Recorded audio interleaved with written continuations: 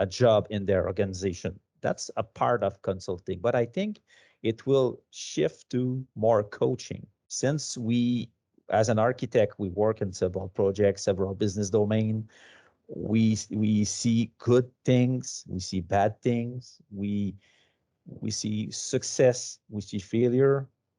Our job will probably shift to helping the resource inside the organization to grow in competency. So I think it will a little bit switch to coaching more than doing in our clients.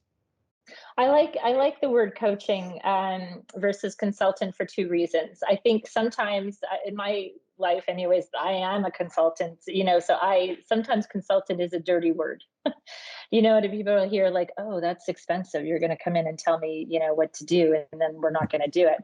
And I don't think that does service to the word. Whereas the word coach, it's an everyday word. People, when they hear it, they're like, oh, somebody's going to come and help me. They're going to train me. They're going to make me better. They're going to make me, a star at my craft. So I love where you went with coaching, Dave. I think that's more apt than consultant, and it's more relatable. It's friendlier maybe than the word consultant, even though that's what you're doing. You're consulting. And so I love that you're framing that the industry is going that way.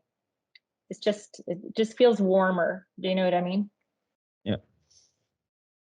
Yeah, it's definitely something that I think organizations need to think about. I think as you speak to shareholders of companies and leaders in companies, it's not everyone who has identified that, hey, like I can actually use help.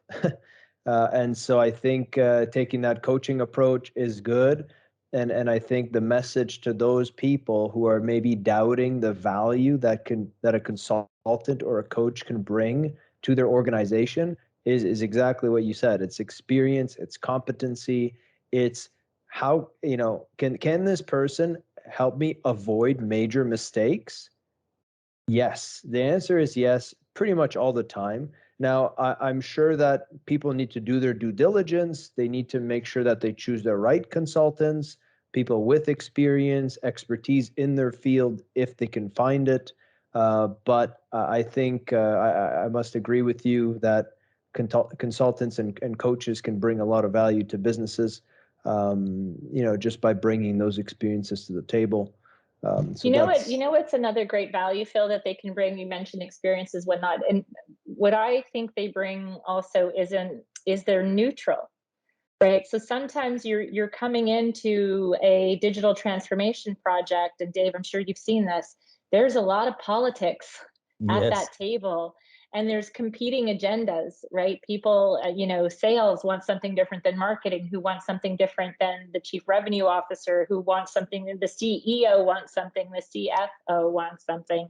And when you bring in a coach like that, there's just more objectivity, and sometimes takes that tension down a bit and makes the project a little bit less political. Yeah, effectively. Hi, everyone. If you enjoy the content, please make sure to share with friends, smash the like button, and subscribe.